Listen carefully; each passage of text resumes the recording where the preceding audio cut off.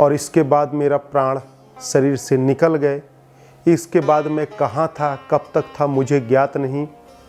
दूसरा जन्म मेरा गुजरात में हुआ। संन्यास जीवन में रहा। पूरा जीवन एक ब्राह्मण परिवार में जन्म होने के बाद 16 वर्ष की आयु में मंदिर के पुजारी का पुत्र होने के चलते मैं घर त्याग कर, गृह त्याग कर भाग गया। हर जन्म में मेरे को तड़फन रही कि कुछ पाने के लिए जन्म हुआ है, पर मुझे पता ही नहीं चल पाता था कि क्या पाना चाह रहा हूँ, और तड़फन बहुत तेज रहती थी। फिर 16 वर्ष की आयु में भागा। फिर संन्यास लेकर वन वन भटकते भटकते साधना तपस्या के दौरान एक निश्चित समय के बाद 100-150 वर्ष के बाद मेरी मृत्यु हो गई। फिर मेरा एक जन्म मथुरा में हुआ। उसमें भी ऐसी प्रक्रिया ब्रह्मचर्य जीवन चला। फिर एक जन्म मेरा हिमालय में हुआ। एक जन्म में मैं राजा बना। राजपाट के बाद 27 वर्ष के बाद मैंने गृह त्याग कर दिया। राजपाट छोड़कर वानप्रस्थ को ले लिया। राजपाट मिट गया। कौन संभाला ज्ञात नहीं।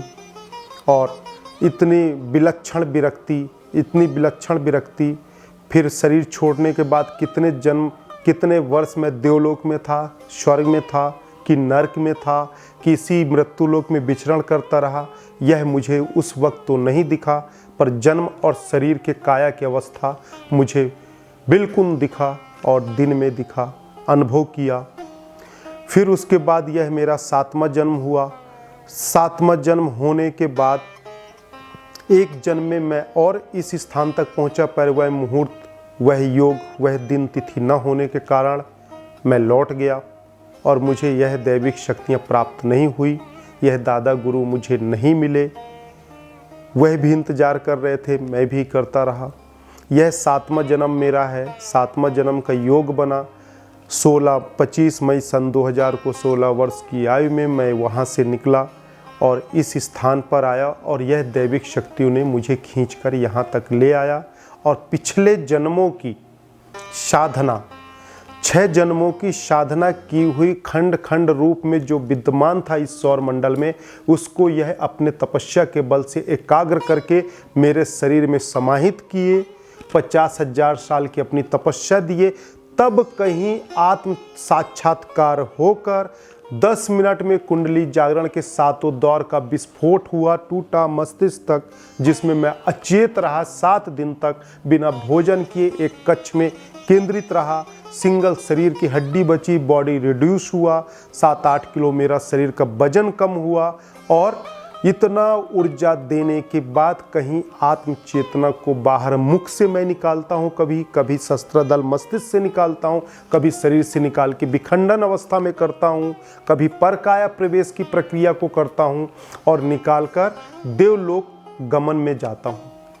देवलोकों में दर्शन करता हूँ, राम लोक जाता हूँ, कृष्ण लोक जाता हूँ, दुर्गा लोक जाता हूँ, विष्णु लोक जाता हूँ, निराकार लोक जाता हूँ। कहते हैं ईसाइयों के परमेश्वर हैं, ऊपर देवलोक में बिल्कुल हैं। वहाँ भी मैं गया, वहाँ भी मैंने अनुभव किया, उनसे भी मैं मिला। पाताल भी गया, और ज़रूरी नहीं कि मेरे मन के कल्पना के अनुसार मैं जाता हूँ। जब मैं शरीर से निकलता हूँ, अनुभव करता हूँ निकलने का, बाहर की यात्रा का, उस वक्त यदि मेरा मन चक्षुओं का निर्णय है कि पाताल जाता हूँ, तो निकलने के बाद पता चला मैं देवलोक चला जाता हूँ। निकलने के बाद आत्मचेतना का खुद का निर्णय, खुद की गति होती है, मन का उसमें कोई कमांड नहीं होता,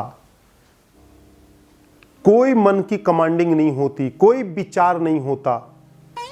मैं विचार करता हूँ कि यहाँ जाना है, पर निकलने के बाद अपनी आत्मचेतना और मेरे पुनर्जन्म के जो गुरु, दादा गुरु ब्रह्म ऋषि अम्बाला हैं, वह तय करते हैं और जाते हैं।